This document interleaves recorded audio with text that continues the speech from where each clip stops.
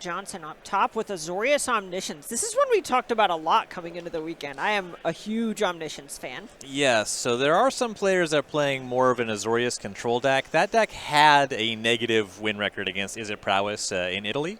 The Azorius Omniscience deck demonstrated a favorable matchup. I believe it was about 53%. So actually having kind of a combo to close the game makes the Azorius deck have more play here. And both of these decks gained a lot from Tarkir Dragonstorm. We see the Corey Steelcutter come down right on time for Rayton, and then we see stock up from Gregory, where that's just from Aether Drift, makes the deck pretty nice, but also we see a bunch of stuff in Meringue River region, and you know, the Coiling Catch part of that, and Roiling Dragonstorm creating a new kill for this deck. Yeah, Roiling Dragonstorm being a nice draw spell, also being able to discard your Omniscience, set up your combo that way. The Meringue River region also just really simplified the way that this combo works.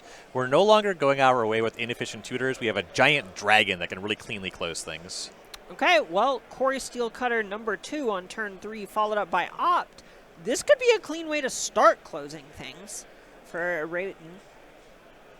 This is the setup. This is the draw that you want more often than not. All right, Scry top with Opt, 4 coming across. Gregory down to 16. And you can really safely tap out an attack on the prowess side of this matchup when your opponent does not yet have the Omniscience in the graveyard with this amount of mana. You can't get fully comboed. You can get temporary lockdown. Hey, just temporarily, though. Yeah, just for a bit. But All right, but it is back over to Rayton already. At this point, it feels like Gregory is pretty far away from the combo. Yeah, you have to get the Omniscience in the graveyard. And then you have to have the Abuelo's Awakening. All right, well, for now, Rayton has a Monastery Swift Spear, which is threat number 3 this game. Storm Chaser's talent, threat number 4, met with a Spell Pierce. Ooh. Ooh. Ooh. Your creature not being a creature ain't always free. Love that. All right, well, Storm Chaser's talent number 2, going to mean this Swift Spear is crashing in for 3. Gregory down to 13, untapping with 4 lands. Yep. Espiritu back on the battlefield in a significant way. You mentioned that Johnson not really set up for the combo just yet, but it only takes 1 turn of a little bit of drawing and discarding to get there. But Blast Zone is actually comparably scary to the combo. Be still, my beating heart. That is a nice land. I got asked a lot what I'd be playing this weekend, and my Spike Brain wants to say I'd be playing the blue-red deck. Just, you know, it probably looks pretty good. In my heart, I know I would be playing Azorius Omniscience. Combo sicko. All right, Rayton casting a stock up on his turn 4. Oh, shout out Rayton, letting coverage see your stock up.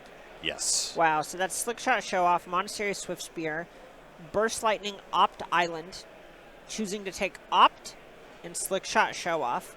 Makes a lot of sense. Damage being prioritized. Yeah, make sure you get a threat, and you always want some of those cantrips. You want to keep your churn up on triggering prowess. The show off here more of a backup threat than something that's going to add to the battlefield. Okay, well, here is Greg not cracking Blast Zone or using any of his mana, instead just casting Meringue River Regent, bouncing Rayton's creatures.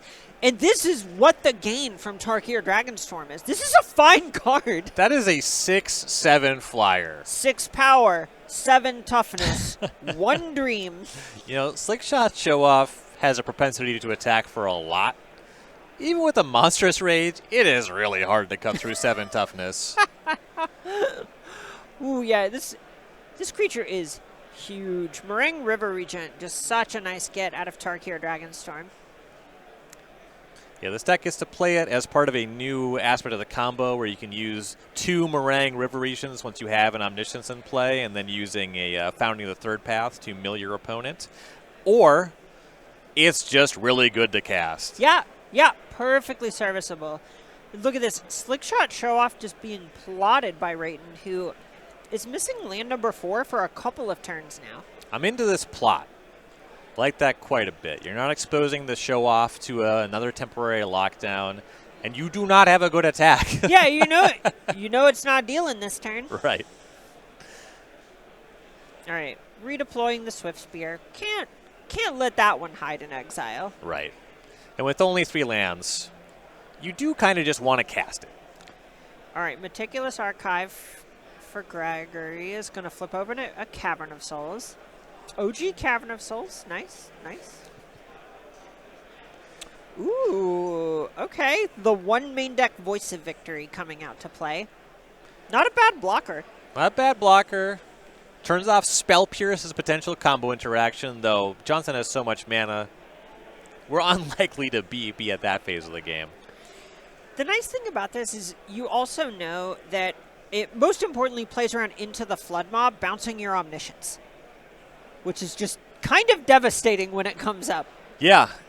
Yeah. Also, Burst Lightning, if you have Abuelo's Awakening, it's a 1/1. You turn that off. All right. Slick Shot Show Off. Clocking in. Opt. Having to think about his top card. Johnson is at 9. It's a number that Slickshot Show-Off has dealt in one attack many times. Getting through the 6-7 is hard, but if you find an into the flood maw, you could maybe do it this turn. It's not impossible at all. Yeah. Okay, there's an Into the Flood Maw, a Burst Lightning, and a Spire Bluff Canal in hand. Okay. So Burst Lightning is +4 on the Show-Off if you go upstairs. 2 to the player, +2 on the Show-Off. It's already a 3. Ooh, and it looks like the decision was made to keep the card.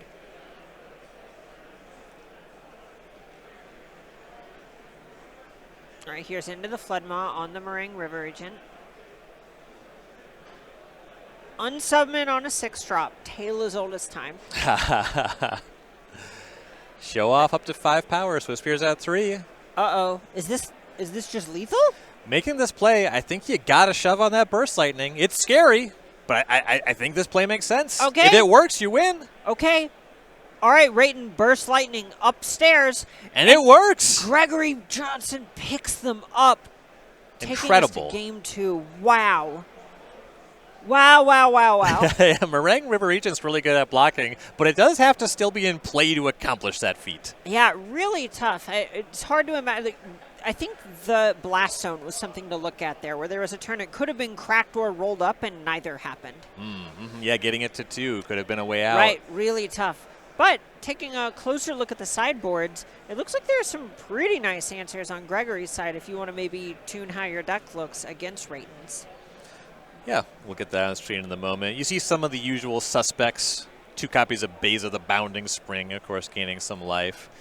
Change the Equation is definitely a card you see in sideboard games. Get Lost. Grand Abolisher is kind of a funny one. It's another kind of card in that Voice of Victory space. I think it's quite a bit weaker in the Burst Lightning matchup. Yeah, but, you play the cards you have. Day of Judgment, just more answers, creatures on the table. And I will say that Overlord of the Mistmoors is actually quite strong, just producing blockers. You can't Spell Pierce your way out of it. Right, right. It has it's one of those cards that does a really good job of both helping you gum up the small games and then go over the top when the game goes long. And I don't think that Clarion Conqueror is a 0. It's a 3-mana 3/3 flyer, blocks all day. Not going to be really doing anything as far as shutting off abilities in this matchup, but, just a good rate is fine to have.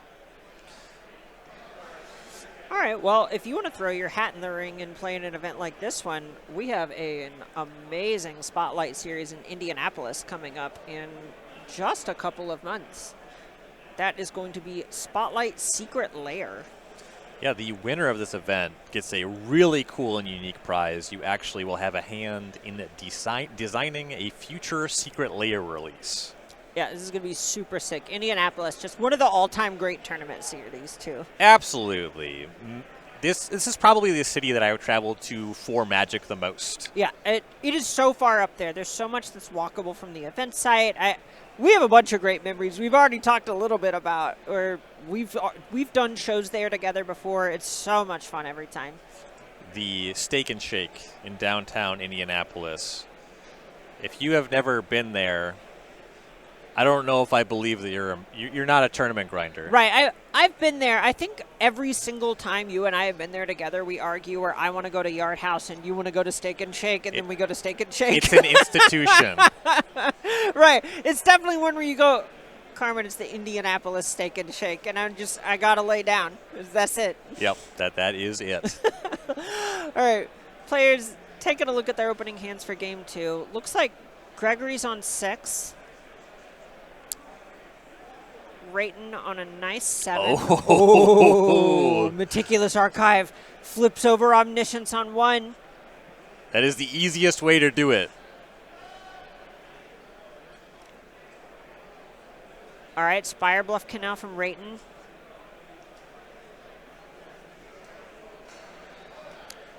Ghost Vacuum on 1. All right, one good draw deserves another, and this is the reason to have Grand Abolisher over Voice of Victory. Grand Abolisher does not just turn off spells. Turns off abilities. Yes. All right, so Meticulous Archive number 2 from Gregory. Ghost Vacuum goes after Omniscience number 1. Land number 2 for Rayton, plotting a slick shot show off. Love it. I think there would have been some temptation to play it and get in for 1 there for a lot of players. Yeah, and you walk a little bit into an Afara's Dispersal with that. So just kind of taxing the opponent's mana and an attack for 1. The show-off's going to attack for a lot later. All right, Clarion Silencer from Gregory. Pretty nice. Blocker, hate card all in 1. Yeah, 3 toughness is huge. Yes. Right. The red burn spells in this format, they are shocks. They are not lightning bolts. All right, just a quick little judge call. Making sure that everything's as it should be. Oh, and of course, the Clarion Conqueror, I was talking about it, there's not much in the prowess deck that it shuts off, but this very relevant sideboard card on the table, the Ghost Vacuum, that's a nice one to shut off.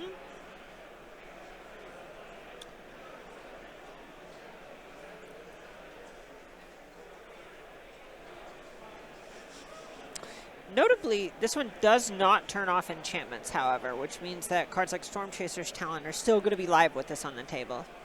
So it doesn't do everything. No. It does nothing. Not everything. It does some things. It does not everything.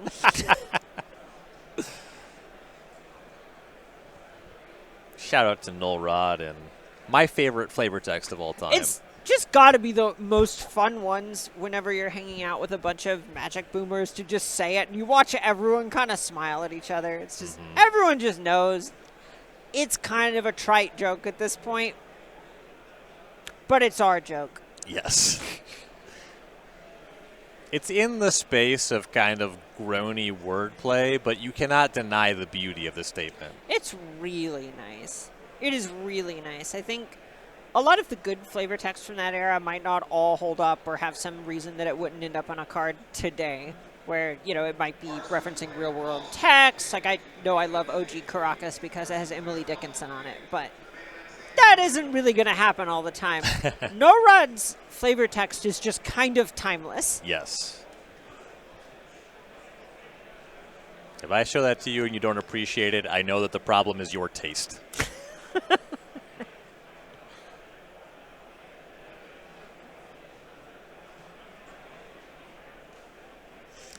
All right, it looks like our players have figured out what's going on. Just taking some notes for the Cavern of Souls here. Cavern of Souls is a card with a storied history of judge calls. All right, Slick Shot Show Off. Coming out of exile. Sleight of Hand coming out. And unfortunately, jamming Slick Shot Show Off into the Clarion Conqueror is one of very few ways that Espiritu can answer it. Right, it's one of the spots where you can't actually Monstrous Rage above this. Normally, it's some variation of a 2-power flyer. Not the case here.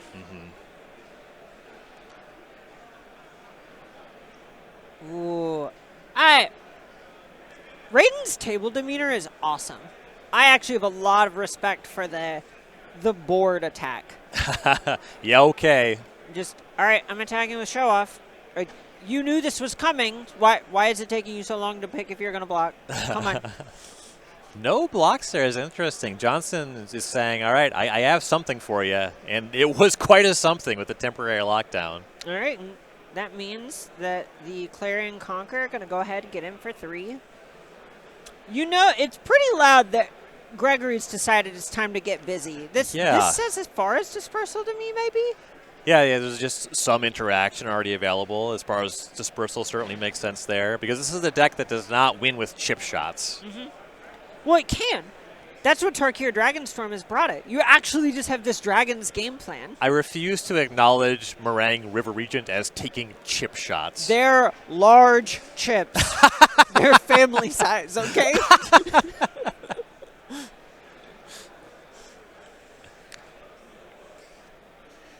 All right. Sleight of hand from Rayton. Looks like he's really looking for that 3rd land. It's a good thing he just played it, as I said that. It worked out. He looked and he found. I love that art on Shivan Reef. Honestly, I really like the arts that Rayton has picked out for his deck, other than Monastery of Swiftspear. It's Corey Steel Cutter, gorgeous. I do love this frame on Corey Steel Cutter. There's just that red and black aesthetic. It's just really mystical and powerful. Ooh, all right. Beza, a little bit of life gain, a little bit of draw a card. A lot of this joke this weekend. Yes. A lot more of it tomorrow, I'm sure. Definitely. 3 coming in, right into 14. Yeah, with the Beza as the follow-up, the beatdown plan, it looks like it's being realized. And this is what's so strong about this Omniscience combo deck, is we see turn 1, Gregory bend an Omniscience with a Surveil land, so presumably the combo is still lurking. Meanwhile, just went, here's my 3-mana 3/3 flyer. Here's my 4-mana 4/5 with timely reinforcements attached. I must once again hand it to a player for registering cards that just work. Right. I think there's something to that. All right. An island is the gift for Rayton. Gonna go ahead and deploy that. That's the easy part of the turn. Stock up. Not an easy part of a turn usually. No. Swift Spear, Slick Shot, land. Spread of threats is good to see. You have to find a way to deal 16 damage all at once. And Espiritu has been playing a little bit with the acknowledgement of, and there has to be concern about that Afara's Dispersal still being in the holdings for Johnson. So a lot to navigate. The Corey Steel Cutter does go a long way in allowing him to go wide and shake off one piece of interaction more effectively, though he does not have that much time anymore. Right. The door is closing pretty quickly. This Corey Steel Cutter, not that effective at attacking and kind of not really a blocking against Beza either. Right. All right, couple pickups for Rayton. Looks like a Slick Shot was among them.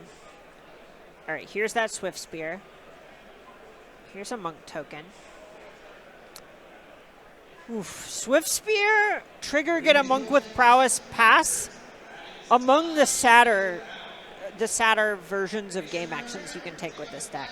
They're just waiting, Carmen. All right, well, Gregory is impending.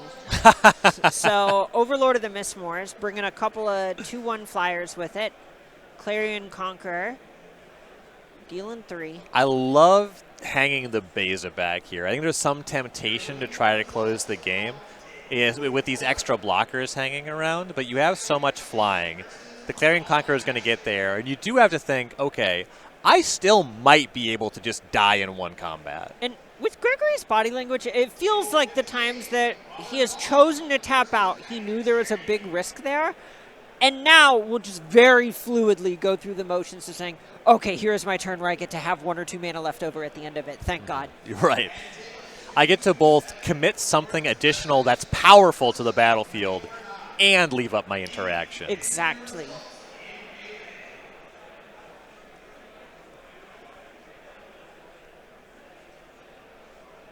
All right. Another Shivan Reef. Looks like 2 Slick Shots maybe for Rayton. Okay. I think if you can help it, you want to try to get the Monk token off the Cutter every turn. I don't know that I would want to cast 2 Slick Shot show-offs to do it. I'd be more inclined to plot at least 1 copy. Right, there's a spot where you feel sort of priced in, probably, to casting some other spell to make this slick shot worth it. There are all these 2/1 blockers. This just looks bad. I keep getting halfway through a line and going, well, but. A card that you see in some Is It Prowess lists, not in Espiritu's list, and we haven't seen it too much, at least in the rounds that we've covered, is Crash Through. It's a card you can add to the deck that actually makes punching through Overlords of the Mistmords much more possible. In a situation like this with this configuration, you're more looking at having multiple copies of Monstrous Rage, which is a taller order. I know Crash Through is one that is near and dear to your heart. I love Crash Through. I watched you get Crash Throughs from someone last night. he borrowed Crash Through. He needed those for the tournament, and he knew that I would have a lot of them, so just came to me.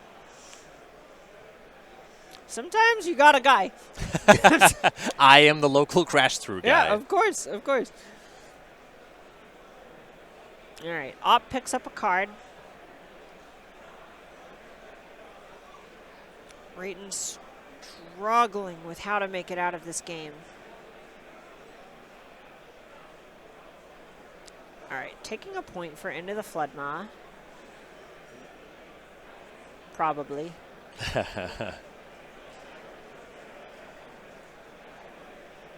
And if you get that base off the table, you can make some attacks into the insects, but bouncing it is...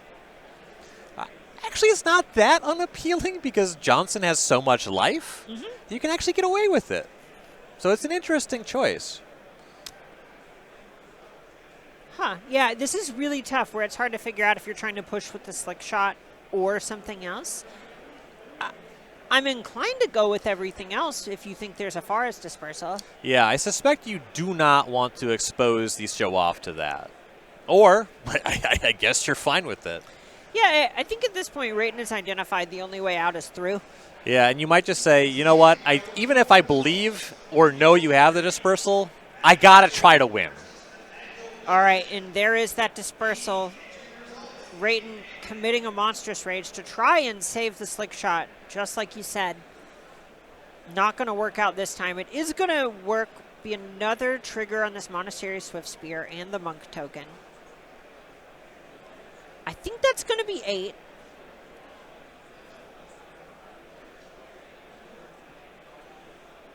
A little bit unfortunate, not the end of the world, but a little bit unfortunate to turn the life gain on Beza back on. Which I think was some of the arguments to maybe even hold the show off back and make a smaller attack this turn. It's possible this was a big committal to try and play around the fish from Beza. That is fair. And again, if you have to get trampled through multiple Monstrous Raises, Right. those fish are going to be a problem kind of no matter how you slice it. All right. So Clarion Conquer in for 7. Beza down for 4 mana, good for 4 life. We know Rayton has a Slick Shot Show Off in hand. Picks up an Opt for the turn. Not bad. No. You definitely want to be using all of your mana to cast as many spells as you can. Change the equation on the show off. Ooh, nice card. Opt's going to be the second spell. We'll get another Monk. We now have a Prowess token on the existing creatures. So 8 power on the table. Some blockers in play. Dealing lethal damage on this turn is possible. All right, now with the Swift Spear that just got scried to the bottom with this Opt, however, Rayton wanting to find something else.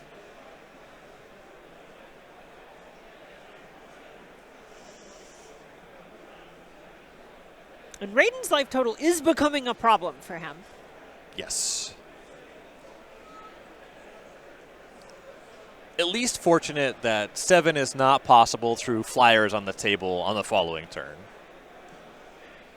Should be able to contain the Beza at least by blocking if he can't find lethal.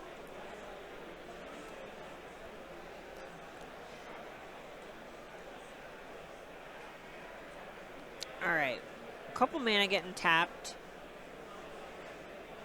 Is that another Into the Floodmaw? Ooh, another Into the Floodmaw, like you said. Okay, now we're getting up to 4 3-power creatures. We're just 1 spell away from lethal after this. Okay, Beza to the hand. Everything to the red zone. This is an attack for 12, excuse me.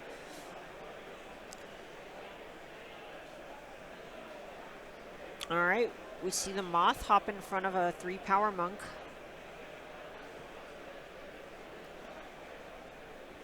Okay, the spell wasn't there. We play on. Okay. Still a lot of material, though. Lot of damage. I think Gregory's down to 3. Yes. And no looks at lethal here for Johnson. Too much work to make up. This one has to try to stabilize here. All right, here's that Beza again, this time with fish and life. That's a significant swing. All right, untap from Rayton. Same number of attackers as there are blockers so far. The show-off. Show-off is strong. And look at this, Gregory didn't attack with a Clarion. Yeah. That'll contain the flyer, but there's a lot of power in these ground creatures, and we're in a position where a Monstrous Rage, I believe, would be able to end the game. You would force Johnson to have something. Okay, let's see how it goes. We see serve with everything after a sleight of hand. Rayton losing a life. And his last card, it looks like it's a Monstrous Rage. That would be ideal. Oh, my God. Yeah. It looks like he found it. You gotta go for it. That is the hand. Rayton Espiritu advancing to 8-0.